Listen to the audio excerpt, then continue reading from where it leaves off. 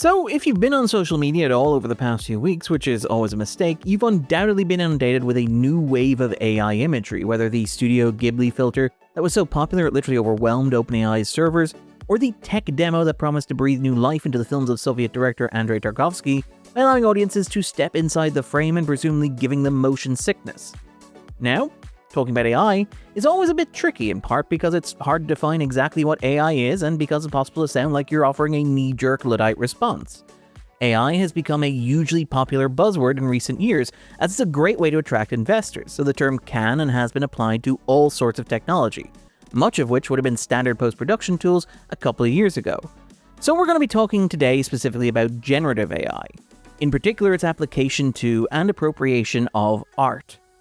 The second issue is to acknowledge that a lot of this technology is not inherently bad. My siblings are both doctors, for example, and they talk about promising medicinal uses of the technology as a diagnostic tool that can be used by professionals and to aid discovery within protein science. They also stress that in these cases, the tools are not used to replace existing manual labor, but in addition to and validated by qualified professionals, and that's honestly great. That's what you should be using these tools to do. It is mildly frustrating that Sam Altman is like, I founded OpenAI to cure cancer, but hey, here's a Studio Ghibli filter. Inevitably, those sorts of practical and useful applications of AI aren't the ones that tend to generate attention. They aren't the ones packaged and sold to shareholders, and they aren't the ones flooding social media. Instead, it's creepy AI trailers, bad pitch videos, and the plagiarism of distinctive perspectives. It's the attempt to remove anything resembling a human soul from this creative material. So join us this week as we separate the art from the artificial.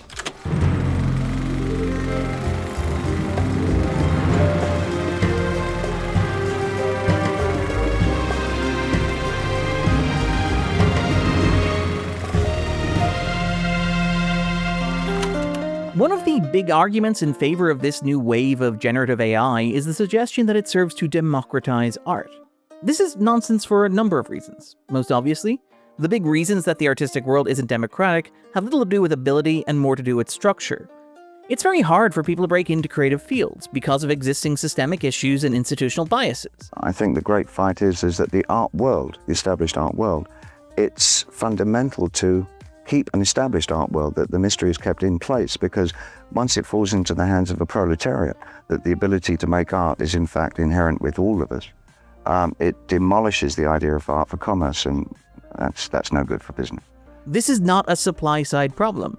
There are plenty of incredibly talented artists who are competing for space. Flooding the zone with computer-generated nonsense doesn't make the process any more democratic. If anything, this noise just drowns out the actual talent. Various short story and art competitions have made it harder to submit in an effort to block out AI artwork and submissions, putting them out of reach of the actual talented artists who should be able to take advantage of those schemes. Indeed, for artists, there is a solid argument that art has never been more democratic than it is right now. It's possible these days to shoot theatrically released movies on an iPhone. You can write a novel in your Notes app. You can distribute your music via social media. There are still problems, of course. It's not an entirely even playing field. There are institutional biases. It is very hard to get word out there. But by and large, for the people who want to create, it is easier than it has ever been to create art and to make that art accessible to others. But here's the thing about making art. It's hard. And I don't necessarily mean in the cliche of the struggling and starving artist, though there's a broader discussion to be had about how we compensate artists for their work. Emotionally and physically, it's tough. If you're going to create a work of art, you have to put yourself in there and you have to put yourself out there. You have to work hard. You have to constantly throw stuff away that isn't working and start over from scratch. The creative instinct is like any other muscle. It's honed through practice and repetition. Every day you get a little bit less bad at it. This 4-second crowd shot in The Wind Rises took 15 months to animate. But the process is part of the product. The work has more value because every choice within that frame was made by a human being and was the result of not only the year and a quarter that it took to animate, but the decades of experience leading up to that point. But hey, you know what? Let's just check in with Miyazaki and see what he thinks of AI. 極めて不愉快ですよね。そんなに気持ち悪いものをやりたいなら勝手にやってればいいだけで、僕はこれを自分たちの仕事をつなげたいとは全然思いません。極めて何か生命に対する侮辱を感じます。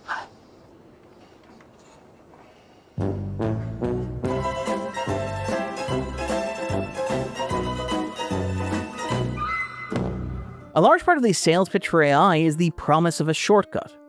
Instead of having to carefully consider each individual creative choice, instead of having to go through the time-consuming cycle of drafting and redrafting, failing and improving, the user simply enters what they want into a text box, and the result is presented to them. Of course, the user hasn't actually done anything. They've given an instruction to a computer that used pattern recognition and a host of likely plagiarized source material to offer the most likely approximation of what the computer intuited that the user might want.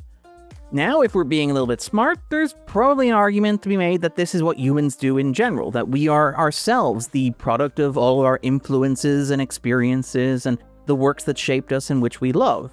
And that this is ultimately the culmination of the sort of postmodern pastiche that has defined filmmakers like Quentin Tarantino, who is transparently filtering his own encyclopedic knowledge of film history into his own movies. However, there is a glue that holds these references and influences together, and that is Tarantino himself. That is the artist.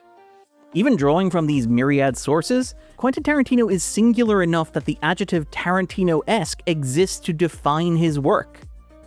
It's also probably worth acknowledging that Quentin Tarantino has his own interests and that AI couldn't possibly hope to share them because, when it comes to feet, this man knows ball.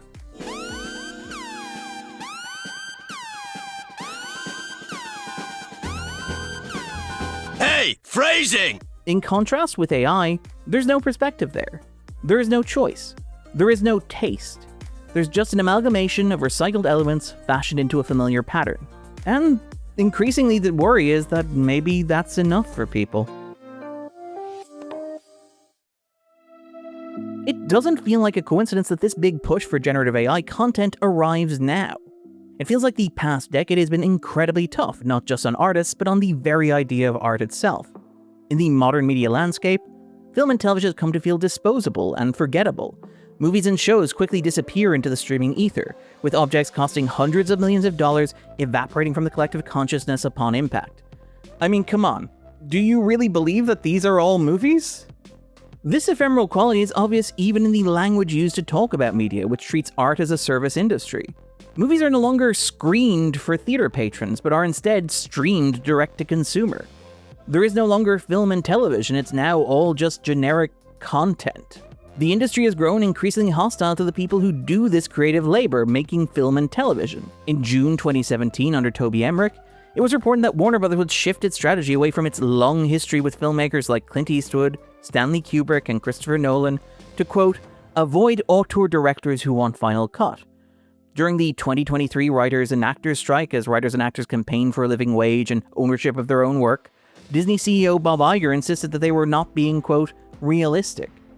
Netflix reacted to the great Netflix correction of April 2022 by shifting away from auteur projects like Martin Scorsese's The Irishman or Jane Campion's The Power of the Dog, and towards films like The Gray Man and The Electric State, which I have definitely seen but certainly can't remember. It's very telling that the director of those last two movies, the Russo brothers, who also directed two of the biggest movies of all time with Infinity War and Endgame, sit on the boards of AI companies and openly stump for AI. Is there a dream of a future where a user could ask a computer to imagine a romantic comedy starring themselves and Marilyn Monroe, really that far removed from the mashing up of corporate icons in The Electric State? And is that really that far removed from the cavalcade of recognizable intellectual property at the climax of Avengers Endgame? So much of modern pop culture is just the recycling of familiar elements and iconography into recognizable configurations in the hope that the audience will clap like trained seals when they see something that they already know and love. There it is! There it is! Beloved characters really need that no far longer be removed played from by the mashing up actual of human corporate beings, mascots in The Electric but State, instead can be and rendered is as digital that ghosts really that will far never removed grow from the old, cavalcade of never recognizable die, intellectual property and never at the go to the store climax for a of pack of cigarettes Endgame? and just fail to come back. Many long-running franchises no longer produce entries that are meaningfully about anything other than what it means to be an entry in a long-running franchise. A snake eating its own tail. Get away from her, you the perfect. At a certain point, meaning becomes so abstracted that these things effectively evolve into cargo cult versions of themselves. Symbols and icons devoid of meaning or context. This embrace of AI is part of a growing understanding of art as a service industry. Studios talk about an always-on slate of their most popular properties, making it clear that the priority is quantity, not quality. In most cases, these franchises are configured to push out an infinite number of iterations of characters and concepts that audiences have already seen, replicating the function of generative AI, if not the mechanics of it. It seems like for most of these properties, meaning and context are to be avoided at all cost.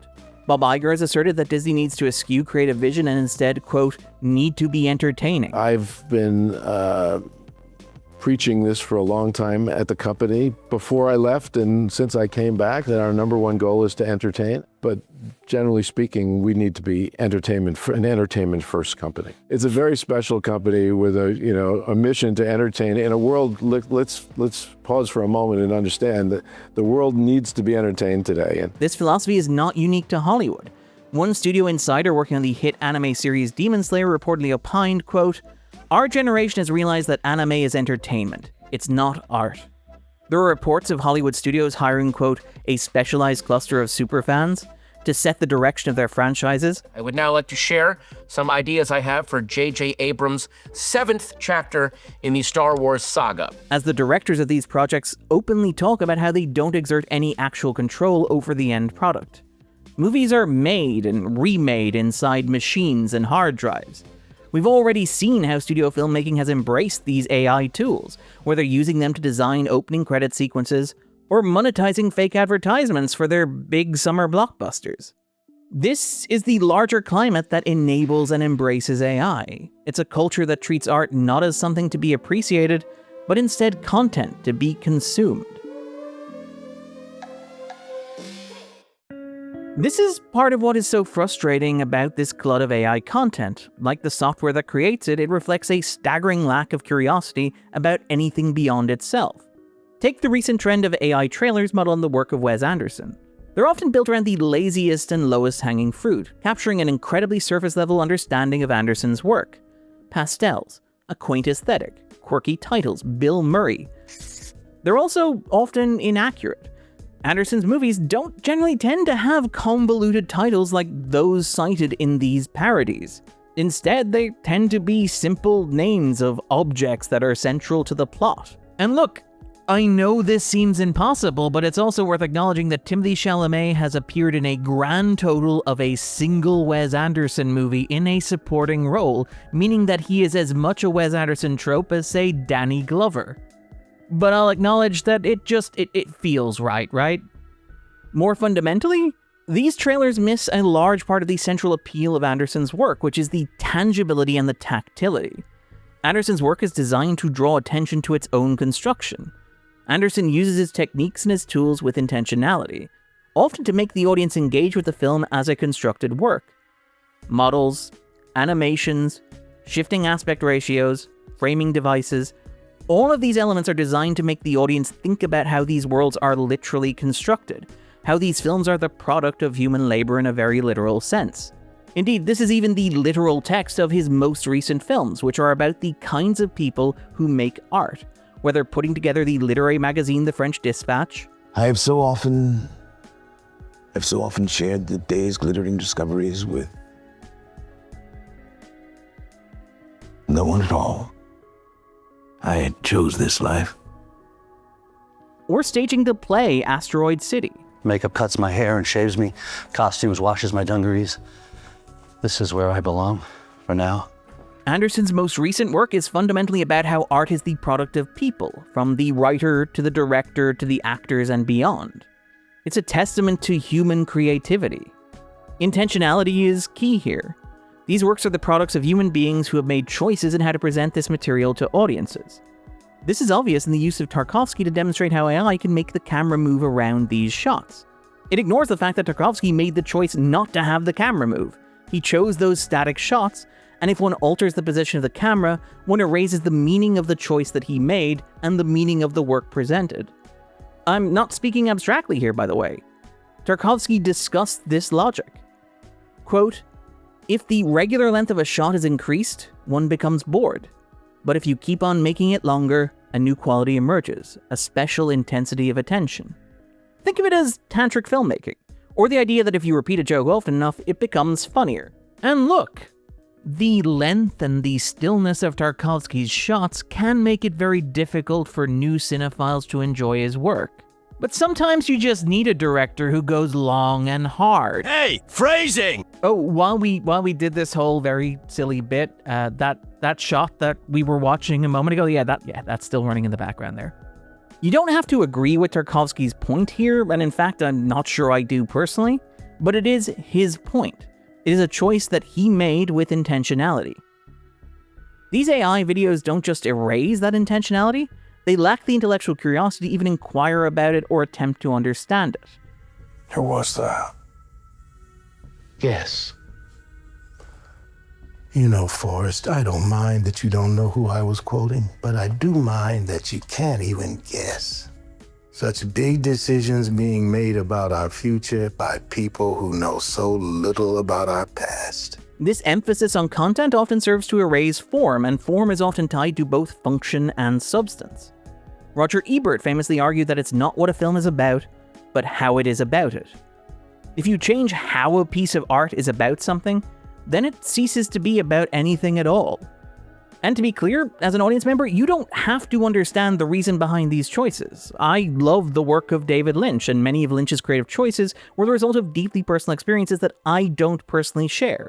So I, for example, can't know that this creature is based on frog moths that he saw in Europe.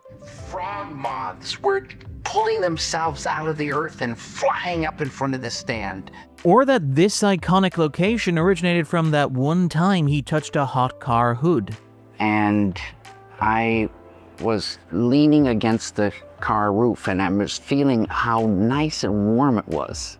It was so toasty, and I was digging this warmth, and in comes the red room. But I do believe that you can feel intentionality. In fact, I think that's what separates Lynch from many of his imitators in the same way it separates the work of actual artists from AI.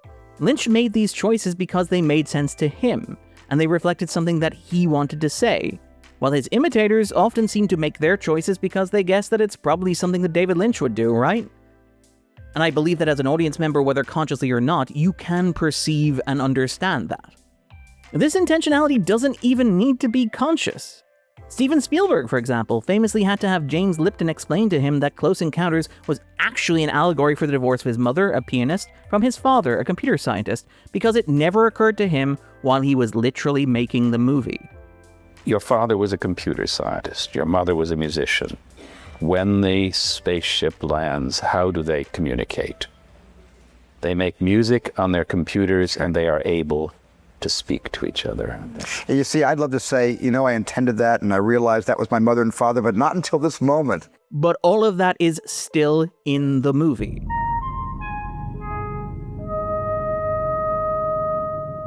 It's interesting to see this technology demonstrated in a year where it feels like film and television is desperately trying to make the audience think about where the camera has been placed, whether in the first-person perspectives of movies like Nickel Boys or Presence, or in the long takes of shows like Adolescence or The Studio. Who cares if we missed a stupid magic hour one-er? I do. This shot is going to be epic. It's going to be like a famous shot in a movie. I want to be there when they film it. These films and television shows ask the audience to think about why the camera is where it is and why it's doing what it's doing. This is something that is destroyed through using this material for AI art generation. So in this very specific sense, art is not and cannot be a democracy. The audience doesn't get to choose where to put the camera. The audience's role is one of interpretation and engagement. This technology bypasses both of those ideas. It doesn't just destroy the art, it hurts the audience. It destroys the notion of art as a constructed object, as the work of people with distinct perspectives. Even setting aside legal debates about copyright, ownership, and fair compensation, all of which have been articulated much better elsewhere, generative artificial intelligence robs both artist and audience of perspective, and without perspective, there can be no vision. Just shapeless, formless slop. Roger Ebert famously argued that cinema is an empathy machine, that it is a window that allows the audience to see through the eyes of another. By destroying artistic perspective and the audience's relationship to that, generative AI reduces that window to a hall of mirrors. It is, in all senses, content to be content. I've been Darren Mooney, and this was The Backdrop.